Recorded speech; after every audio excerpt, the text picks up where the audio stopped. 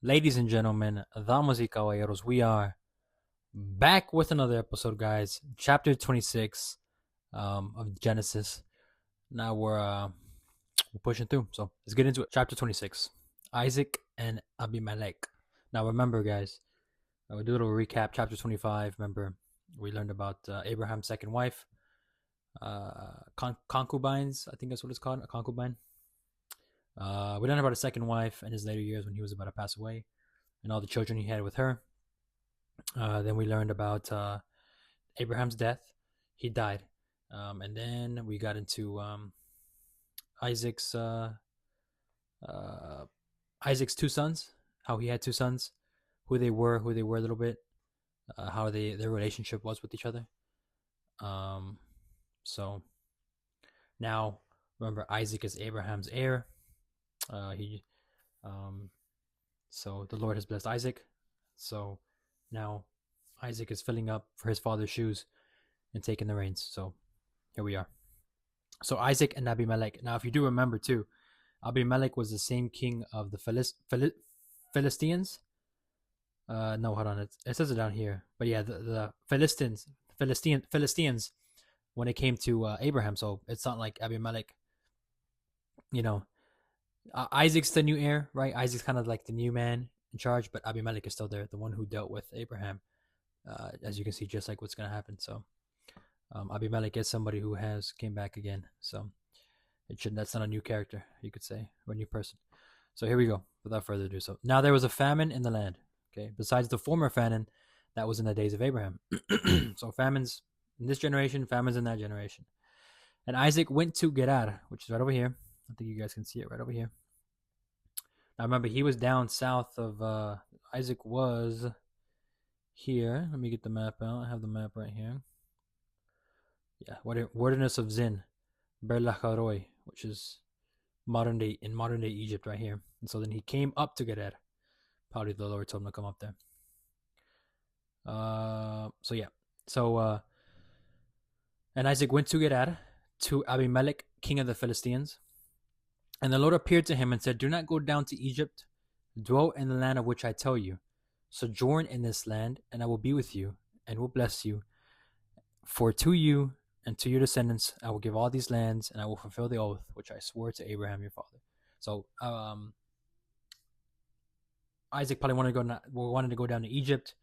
The Lord told him, "Stop. Go to Gerar, just like I told your father. Stay in this land I know it's not your home, but you're going to stay in there temporarily. One day it will be your home, but first listen to me and go there. Just like, and I'll bless you, just like I bless your father." Um, but he's also saying that, look, I will fulfill the oath which I swore to Abraham your father. So he's not forgetting, the oath that he took to Abraham. So it says, "I will multiply your descendants." This is still the Lord. "I will multiply your descendants as the stars of heaven, and will give to your descendants all these lands, and by your descendants all the nations of the earth shall bless themselves. Because Abraham obeyed my voice and kept my charge, my commandments, my statutes, and my laws." So he's saying, look, it's simple, Isaac. I will bless you, just like I bless your father, because Abraham obeyed me. He listened to me, like you said. He kept my charge, my commandments, my statutes, and my laws. So pretty much, look, he followed me, he listened to me, and that's what you need to do, and you will be blessed. And it says, as the stars of heaven, which are infinite. So obviously Isaac listened to him, right? Isaac dwelt in Gerar. When the men of the place asked him about his wife, so he went to Gerar, and the man was like, "Yo, hold on, let me ask you about your wife," because he was married to Rebecca, so she's probably a beautiful woman. So when the men of this place asked him about his wife, he said, "She is my sister, guys." For he feared to say my wife, thinking lest the man of the place should kill me for the sake of Rebecca. So again, what happened to Abraham when he goes in these new, cities? You could say his wife's so beautiful that he's afraid that men are going to just kill him if they know that that's her husband, so they can take her from him. So, and so it says, because she was fair to look upon. So yeah, so saying she was beautiful. When he had been there a long time, Abimelech, king of the Philistines, looked out of a window and saw Isaac fondling Rebekah, his wife. So, he was there for a while. He was just chilling, right? Everybody thought that was his sister, and then that was her brother. And then Abimelech the king looked out one day at the window and saw, hold on, these guys are supposed to be, because he was probably having an eye for her, and he was probably keeping a close eye on her because one day he was probably like, you know what, I'm gonna take her for my wife. Let me just watch her for a little bit. Um, and I believe this is the same thing Abimelech happened to Abraham and his wife Sarai, or now Sarah. So he probably was like, hold on, I've been through this story before. I'm not gonna trust you. Let me pause, wait on it. And so he waited, right? And he saw them one day and they were flirting. You know, maybe he kissed her, or maybe he did something to her, to where the king's like, okay, that's not your sister. You're lying to me. So here we go. So Abimelech caught Isaac and said, behold, she is your wife. How then could you say she is my sister? So he's like, why are you saying that she's your sister? She's not. I see you, probably kissing on her or doing some stuff to her. And Isaac said to him, because I thought lest I die because of her. Abimelech said, what is this you have done to us? One of the people might easily have lain with your wife, and you would have brought guilt upon us.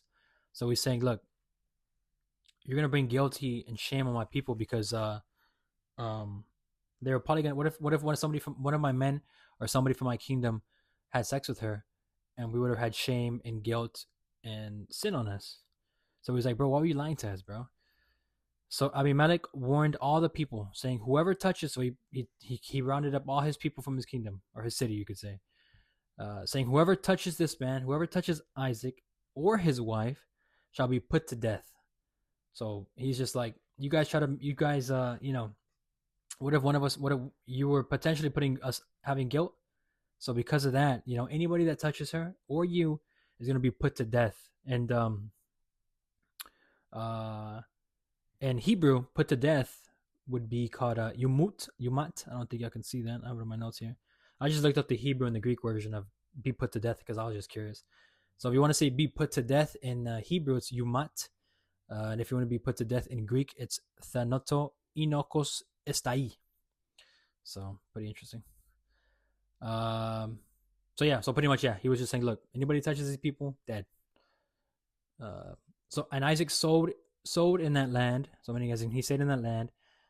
He lived in that land. He did his everyday jobs in that land, and reaped in the same year as 100-fold. So meaning as in like he stayed in the land, like the Lord wanted him to, even though he wasn't from there, even though he was an outsider, and he was rewarded because it says the same year 100-fold. So meaning as in he sowed in the land, meaning as in he was probably you could say like he grew plants and crops, and whatever he planted, he got 100-fold times that with the amount of money.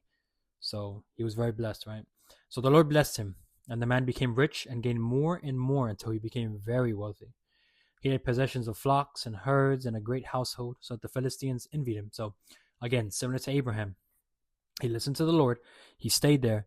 He was a cropper of the field, you could say, and he became extremely rich, and then he became wealthy. So he has livestock, he has animals, he has cattle, and he has people to work for him.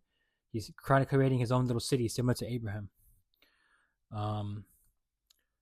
And it says, so that the Philistines envied him. So they looked at him and saying, man, this guy just came in here. He's not even from here. He's not even from our land. He looks different from us. And this guy is already more wealthy than us. This is bullshit, But they looked at him and they envied him. So they were jealous of him, which is a sin. Now the Philistines had stopped and filled with earth all the wells which his father's servants had dug in the days of Abraham, his father. So remember, Abraham, his father, was there as well. And his father Abraham dug wells because, you need to get water for your animals, for your crops, for your own self to live, to sustain yourself. And so they envied him. They were jealous of him. And the Philistines had stopped and filled the earth with all the wells. So the wells that Abraham dug in the past, they stopped. They filled them up. They filled them up so water couldn't come out of them no more. Which Abraham's servants had dug back then.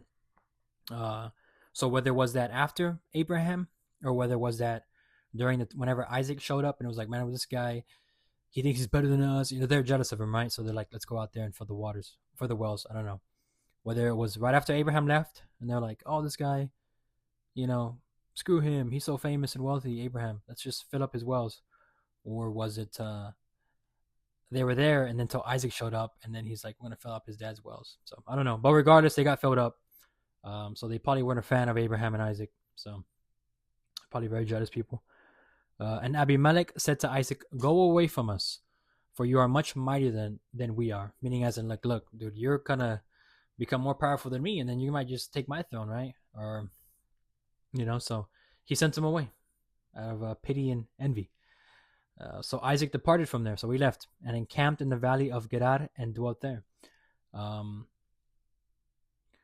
and it says, and Isaac dug again the wells of the water, which had been dug in the days of Abraham his father, for the Philistines had stopped them after the death of Abraham. Okay, so that says here. After Abraham's death, then they stopped the wells. They filled them in, so you couldn't get water anymore. But it says Isaac dug them again. He dug them back up, and he gave them the names of which his father had given them.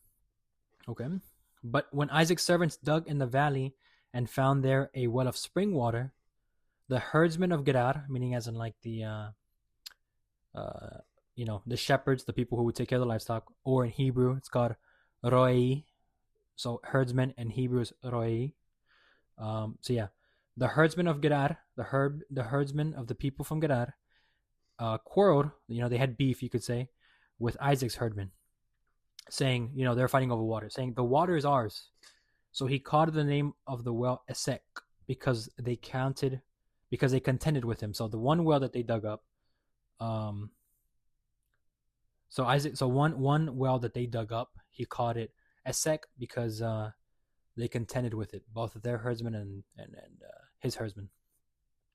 Then they dug another well, and they quarreled over that also. So he called its name Sitnah, and he moved from there and dug another well, and over that they did not quarrel. So the first one they had beef, the second one they had beef, the third one they did not have beef. So he called its name Rehoboth, saying, "For now the Lord has made room for us, and we shall be fruitful in the land." So he's like, you know what, Rehoboth, we're gonna call this one Rehoboth, and this one's gonna meet for now. Oh, sorry, it's called Rehoboth because the Lord has saying, you know what, we have room for us now. You pushed us, now we're here. The Lord has made room for us. So now he's saying, we can be fruitful, we can multiply, we can, be wealthy, we can build up our stuff again. And it says from there he went to Beersheba, which is right over here. Y'all can see it. So he was in Gerar, and he said he went out a little bit into the valley, so maybe he was over here. And then, maybe like, for example, maybe one well bad, they were beefing with the Gerari people. He moved over here, he was beefing with the Gerari people again, and then he moved over here, So from there he went to Beersheba, and the Lord appeared to him the same night and said, I am the God of Abraham your father. I am the God of Abraham your father. Fear not, don't be afraid. For I am with you and will bless you and multiply your descendants from my servant Abraham's sake. So he's like, don't worry, I'm the Lord. I would appear with your father and talk to him. When you see me, don't be afraid. I am with you, right? And I will bless you and multiply you for your father's sake, meaning as in, like, your father did good to me, so I'm going to give you good faith and be honest with you and, try to make sure you're blessed as well too. So he's just assuring him that, like, everything's going to be okay. Just listen to me. So he built an altar there and called upon the name of the Lord and pitched his tent there. And there Isaac's servants dug a well. And it says, let me bring this down. So then Abimelech went to him from Gerar. So remember, Abimelech is the king of Gerar. And so he probably heard of him, word of mouth, saying how, like, powerful and wealthy Isaac is. And he's just like, shit, dude, this guy's becoming extremely wealthy. He has an abundance amount of animals, abundance amount of food. He has men servants. He has women servants. He probably is having his own little army building up. He's probably a little bit afraid. He's like, damn, I kind of just, like, told everybody in our land, if anybody touches you, you're going to be dead, put to death. I'm going to kill you. And then he heard that, my herdsman and his herdsman were beefing. So he's probably like, dang, I'm a little bit nervous right now. I don't want to be on his bad side, because I remember his father, Abraham, and he was with God was with Abraham. So if I go against Isaac, like, if I went against Abraham, I'm going against God. I mean, I will, my kingdom's going to be done. And the same thing with Isaac. Isaac's probably with God. If I'm on a bad footing, or if we're in a bad position, he could curse me and I'm done, right? So Abimelech went to him from Gerar with Ahuzzath, his advisor, and Pikol, the commander of his army. Now, I remember Abimelech and Pikol. Pikol was still the commander of the army. Abimelech was still the king. But Ahuzzath, his advisor, that's somebody new.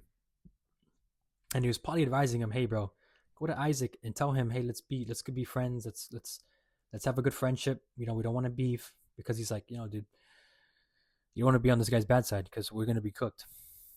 So Isaac said to them, "Why have you come to me, seeing that you hate me and have sent me away from you?" Exactly what I just said. So he's just saying, like, why are you coming to me after you hate me and you sent me away? Why? You know?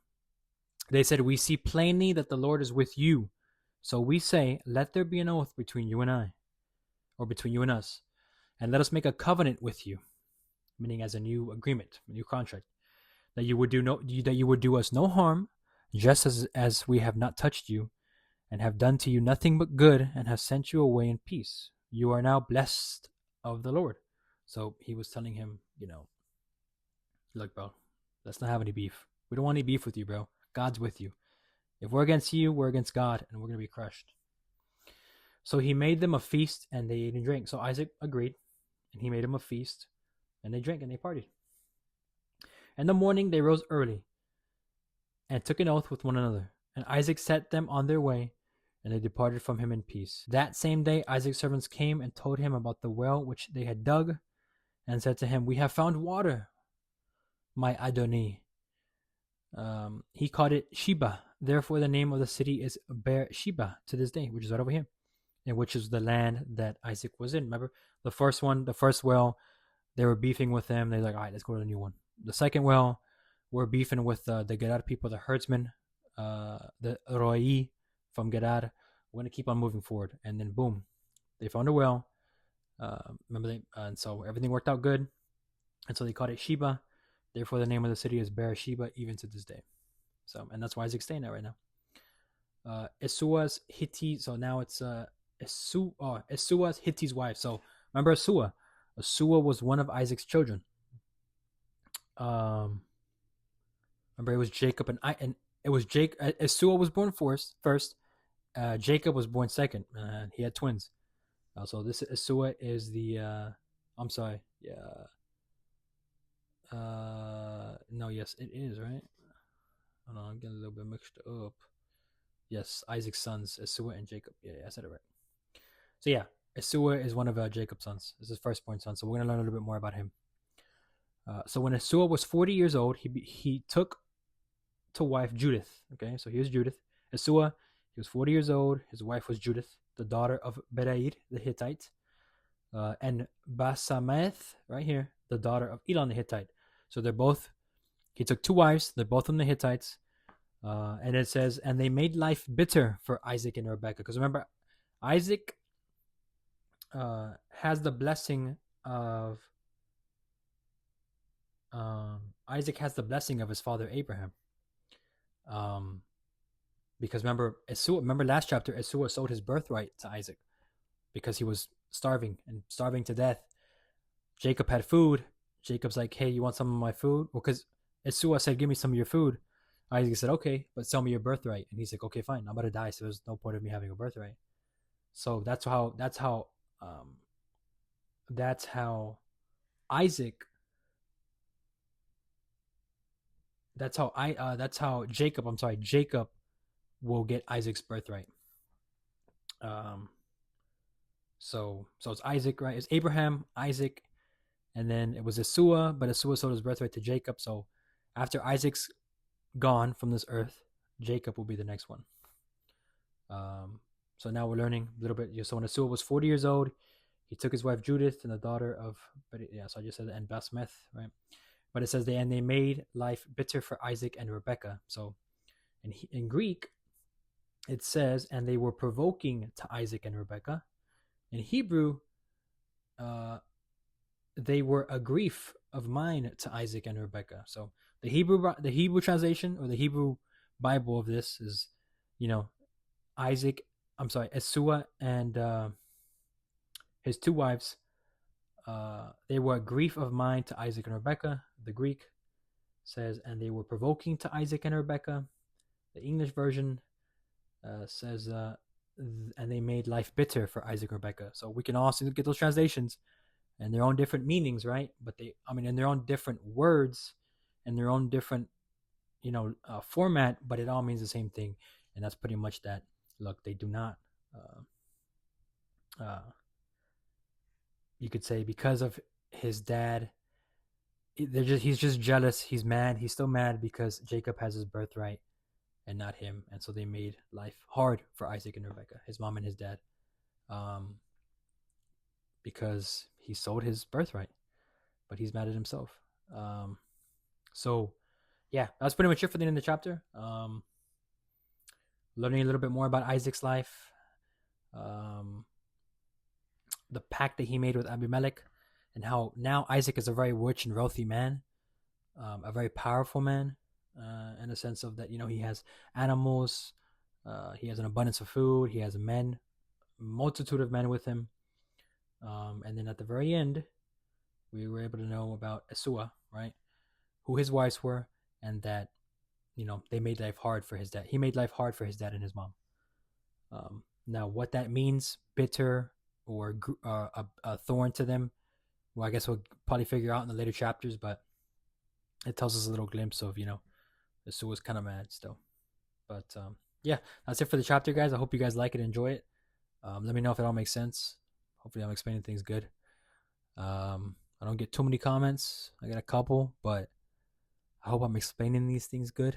And I hope it makes sense with my notes and everything like that. I don't know. I could do better things. I could do a better job. But yeah, hope you guys like it, guys, and I'll see you in the next video. Peace.